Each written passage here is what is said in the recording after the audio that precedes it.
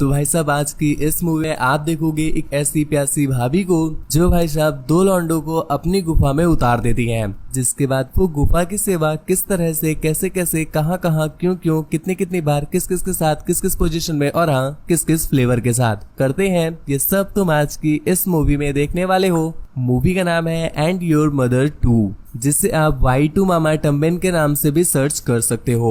खैर ये एक रिक्वेस्टेड मूवी है और अगर आपको भी कोई मूवी की रिक्वेस्ट वगैरह करनी हो तो इंस्टाग्राम पर आकर के आप हमें बता सकते हैं, और हाँ बात वगैरह करनी हो या देखना चाहते हो तो भी इंस्टाग्राम पर आकर के मुझे फॉलो कर सकते हो। आ जाना, बातें बातें पेली जाएंगी। खैर मूवी स्टार्ट करने से पहले मेरे भाई एक बात क्लियर कर दूं कि आपकी डिमांड पर हमने एक सेकंड चैनल स्टार्ट कर दिया है, लिंक नीचे डिस्क्रिप्शन में दिया हुआ है। हा क्या तगड़ी मूवीज आ रही हैं उस पर एक बार विजिट जरूर करना।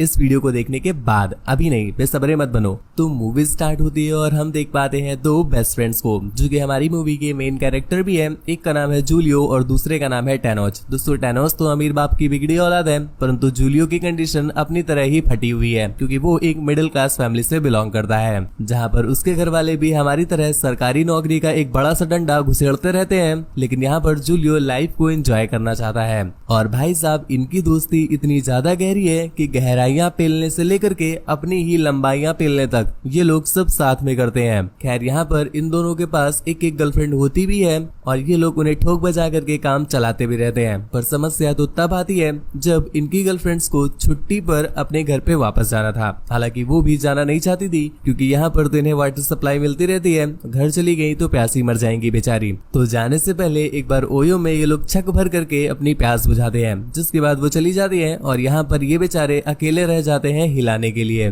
खैर इसी चलते ही एक दिन टैनोस के फादर घर पर एक पार्टी रखते हैं, मतलब यहाँ पर पार्टी हो रही है और पार्टी में बहुत सारे रिच लोग आए हुए हैं। पर इन रिच लोगों के बीच में ये दोनों लफद्दर लौंडे परेशान हो जाते हैं क्योंकि इन्हें कुछ कांड करने मिल ही नहीं रहा था। तभी इनकी नजर पड़ती है एक भाभी पर, जिसे देख करके ये वहीं पर मोहित हो जाते हैं, जिसके बाद वो उनके पास पहुंचे और ज्ञान की बातें पेलने लग जाते हैं। खैर इन्हें पता तो नहीं होता कि ये भाभी है कौन, पर जब वो अपना इंट्रोडक्शन देती है तब पता चला कि ये तो एक्चुअल में टैनोस की ही कजिन की वाइफ है, मतलब सच में भाभी ही लगती है इसकी। पर एक पल के लिए तो इनकी फटके हाथ में आती है, पर भौजाई इन्हें क्लियर करती है कि अरे देवर जी काहे परेशानी आ रहे हैं, हम किसी को नहीं बताएंगे जो आप किए हैं। जिसके बाद ये थोड़ी सी राहत की सांस लेते हैं और फिर से थोड़ी सी ज्ञान की बातें पेलने लगते हैं। आखिर हवसी लौंडे जो ठहरे। खैर इसी बीच इन्हें पता चल जाता है कि भौजाई को घूमना फिरना बड़ा पसंद है। खैर इनका नाम कृषा है और कृषा उन्हें बताती है कि मुझे नेचर में रहना और बीचेस में घूमना बड़ा पसंद है। यहाँ पर ये दोनों भी मन ही मन यही सोच रहे हैं कि एक बार तो हम भी आपकी नदी में गोता लगाना चाहते हैं, परंतु कहाँ लगा सकते। खैर पारिस से निकल करके क्रूसिया जाती है डॉक्टर के पास क्योंकि आज उसकी अपॉइंटमेंट थी और यहाँ पर डॉक्टर उसे क्लियर करते हैं कि उसे कैंसर है। ये बात सुनकर के क्रूसिया की फटके फ्लावर हो जाती है क्योंकि अब उसके पास ज्यादा टाइम नहीं रह गया था, जिस वजह से वो काफी परेशान होती है। और उसी रात जब वो बैठ करके ये सोच रही थी कि मैं अपने हस्बैंड को इस बारे में कुछ भी नहीं बताऊंगी वरना वो भी परेशान हो जाएंगे, पर इतने में ही उसे उसके हस्बैंड का फोन आता है जो कि उसे बताता है कि आज वो जब कुछ ज्यादा ही नशे में था तो वो गलती से एक बंदी के साथ ठुकम ठुकाई कर लेता है। पर अब मुझे बहुत ज्यादा रिग्रेट हो रहा है क्योंकि क्रूसिया मैं तुमसे सच में अत्यधिक प्रेम करता हूँ। क्रूसिया यहाँ पर उसे कुछ भी नहीं कहती क्योंकि भाई साहब वो अपने जाने के समय में ज्यादा टेंशन नहीं लेना चाहती थी, बल्कि वो हंसते हंसते अपनी लाइफ एंजॉय करना चाहती थी, जिसके लिए वो टैनोस को कॉल करके उससे घूमने चलने को बोलती है। अब यहाँ पर इन दोनों की फटी पड़ी थी क्योंकि भैया जी इन्हें कोई बीचेस वाली अच्छी जगह पता ही नहीं थी, पर फिर भी ये लोग किसी तरह से जुगाड़ कर लेते हैं और मॉल में जाकर के अपनी जरूरत के सामान लेने लगते हैं।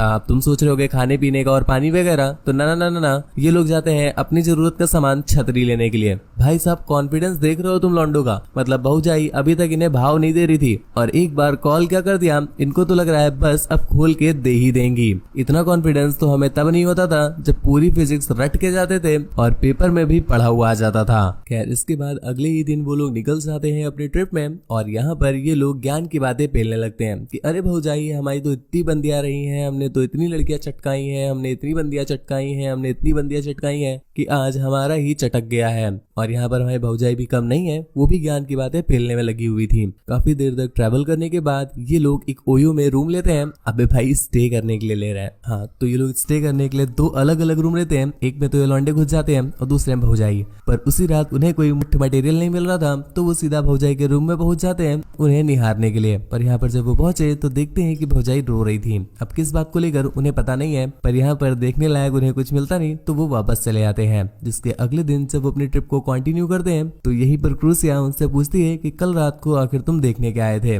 यहाँ पर वो दोनों बात को टालने लगते हैं, पर कहते हैं कि मुझे पता है तुम मेरे तंत्रों को देखने आए थे। तुम्हें लगा होगा कि भाभी सो गई हैं और यहाँ पर जो चाहे वो कर सकते हैं। ये दोनों बातें घुमाने लगते हैं और तरह तरह की पेलम ज्ञान एक दूसरे के साथ पेलने लगते हैं। यहाँ पर क्रूसिया भी कम नहीं थी, क्योंकि वो भी स्टार्ट हो जाती है अपना पेलम ज्ञान देने के लिए। इसी बीच वो कहते हैं कि भाभी हम रैप भी बना लेते हैं, आप सुनोगी क्या? यहाँ पर क्रूसिया भी काफी एक्साइट हो गई और कहती है हाँ हाँ सुनाओ ना। जिस पर वो लोग उसे ये रैप सुनाते हैं, आप भी सुनिए। जाने दे और अंदर घुसाने दे, लगता है सूखरी है थोड़ी वैसलीन लगाने दे, गहरा कुआं है गहराइयों में आने दे, लॉलीपॉप तो खा लिया चल पीछे बजाने दे, अब तो रुक जरा मुझे धक्का लगाने दे, पुछ नहीं खेलूंगा सीधा अंदर घुसाने दे। अबे भी सही कर रही है करती जा, धीरे धीरे नहीं थोड़ा जोर से उछलती जा, अब जो चढ़ गई ऊपर तो बस करती जा। हाँ पकड़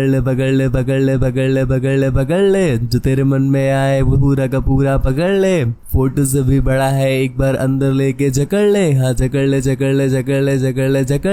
एक बार अंदर लेके जकड़ ले।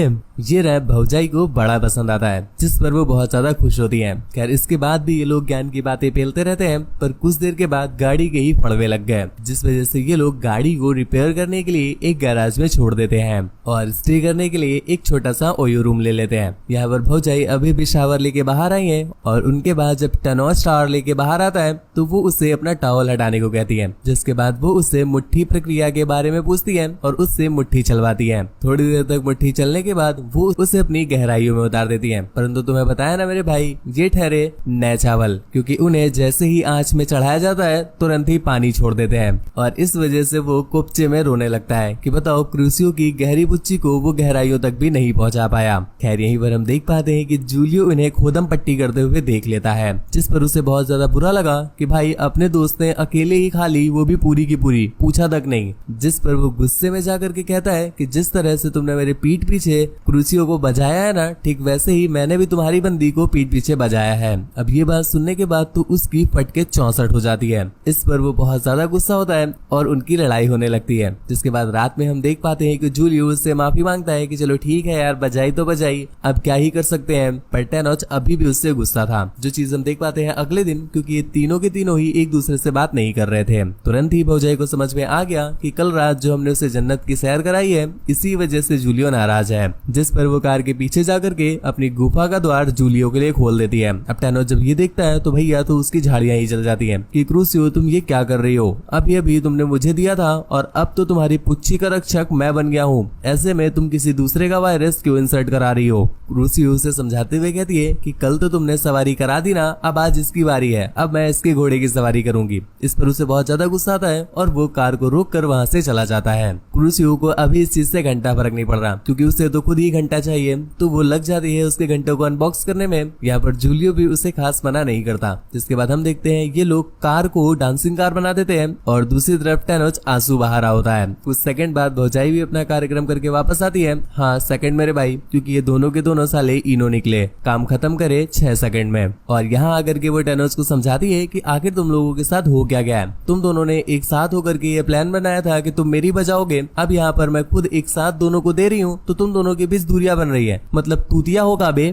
ये बात टैनोच को समझ में आ जाती है, तो वो उन लोगों से गुस्सा छोड़ देता है। अब यहाँ पर मूवी को 1 मिनट पॉज करते हैं। गुरु बहुत दिनों से डिमांड आ रही थी कि तगड़ी मूवीज एक्सप्लेन किया करो, तो ऐसे में मेरे भाई यूट्यूब पर पॉलिटिक्स के खिलाफ है तगड़ी मूवीज को एक्सप्लेन करना, करना, पर हम एक्सप्लेन कर रहे हैं टेलीग्राम पर, जहाँ पर भाई साहब कोई भी ब्लर नहीं लगता है, कोई भी सीन में कट नहीं लगता है, बिल्कुल तगड़े से। चाहो तो एक बार विजिट कर लेना, बस विजिट करने को ही बोल रहा हूँ, ज्वाइन तो तुम खुद ही कर लोगे, लिंक नीचे डिस्क्रिप्शन में दिया हुआ है। खैर इसके बाद ये लोग अपना सफर कंटिन्यू कर देते हैं और सफर करते करते काफी रात हो जाती है। तभी इनकी गाड़ी एक जगह पर फंस जाती है, तो ये लोग वहीं पर वेट करने को डिसाइड करते हैं। जिसके बाद रात में दोनों थोड़ा थोड़ा सा ऊपर ऊपर करके सो जाते हैं। जिसकी अगली सुबह जब उठे तो उन्होंने अपने सामने देखा गहरा समंदर।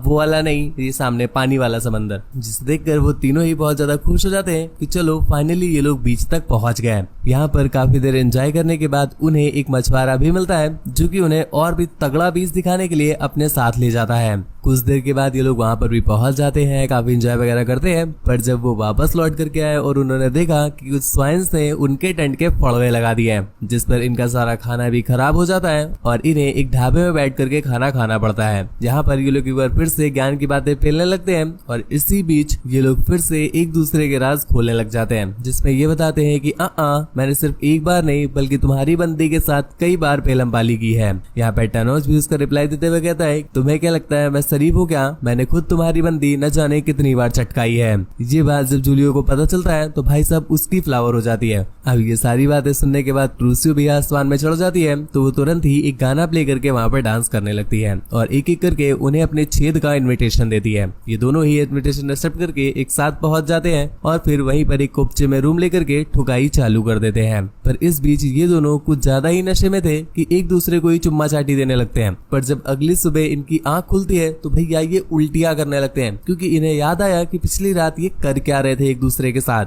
इस चीज को लेकर वो इतना ज्यादा रिग्रेट करते हैं कि तुरंत ही वहां से जाने का डिसाइड करते हैं। परंतु क्रूसिया उन्हें मना कर देती है, क्योंकि उसे पता था कि ये उसकी लास्ट स्टेज है और बस कुछ ही दिन बाकी है, तो वो नेचर की गोद में रहना चाहती है। पर ये दोनों वहां से वापस चले आते हैं। इस बीच हम देख पाते हैं कि इन दोनों के बीच इस कदर वो बातें बैठ गई है कि एक दूसरे से ये बात भी नहीं कर रहे हैं। और यहीं पर हमें इनके मन के विचारों से पता चलता है ये लोग अभी तक बस बांध रहे थे, ना ही इनमें से किसी बंदे ने दूसरे की बंदी के साथ गपागप किया है, बल्कि ये लोग तो बस भौजाई के सामने स्टड बनने के लिए ये ज्ञान की बातें पेल रहे थे। परंतु अभी इन दोनों के बीच में ही ये बात बैठ गई है कि उसने मेरी बंदी चटकाई और इसने मेरी बंदी चटकाई, जिस वजह से इनके बीच ये दूरियां होने लगी हैं और सीन यहीं पर कट हो जाता है। हमें दिखाया जाता है काफी समय बाद का सीन, जब हम देख पाते हैं ये दोनों फ्रेंड्स एक बार फिर से मिलते हैं। परंतु भाई साहब इनके बीच की दोस्ती अब बिल्कुल खत्म हो गई है। ये ऐसे मिलते हैं जैसे मानो कोई नॉर्मल फ्रेंड मिलता हो या फिर कोई जान पहचान का मिलता हो। बिल्कुल ऑकवर्ड फील करते हुए ये लोग थोड़ी बहुत बातें करते हैं और तभी इन्हें पता चलता है कि क्रूसिया जो थी उसने इनके जाने के 1 महीने बाद ही दम तोड़ दिया था और अभी फिलहाल ये लोग अपने अपने काम में लगे हुए हैं और उस दिन के बाद से लेकर आज तक ये दोनों कभी नहीं मिले, सिर्फ आज ही मिले हैं। खैर यहाँ पर भी थोड़ी बहुत कन्वर्सेशन करने के बाद ये लोग वहाँ से चले जाते हैं और इसी के साथ ये मूवी यहीं पर एंड हो जाती है। मतलब तुम देख रहे हो गुरु, बस एक छोटे से छेद ने इनकी इतनी बड़ी दोस्ती को किस तरह से बर्बाद कर दिया। खैर मूवी तो एंड हो गई, तुम्हें मूवी कैसी लगी नीचे कमेंट करके जरूर बताना और नए वाले टेलीग्राम को एक बार विजिट कर लेना, ज्वाइन तो गुरु तुम खुद ही कर लोगे। ऐसी ही और भी ज्यादा तगड़ी तगड़ी मूवीज के लिए चैनल सब्सक्राइब करना बिल्कुल भी ना भूले, बेल आइकन प्रेस कर दें। सेकंड वाले चैनल को सब्सक्राइब कर लीजिएगा, लिंक नीचे डिस्क्रिप्शन में दिया हुआ है। उससे बात वगैरह करना चाहते हो या कुछ ज्ञान की बातें पेलना चाहते हो तो चले आओ इंस्टाग्राम पर, मेरी इंस्टा आईडी नीचे डिस्क्रिप्शन में दी हुई है, तो मिलते हैं वहीं पर। खैर आज के लिए बस इतना ही, थैंक यू, बाय बाय, दुआओं में याद रखना।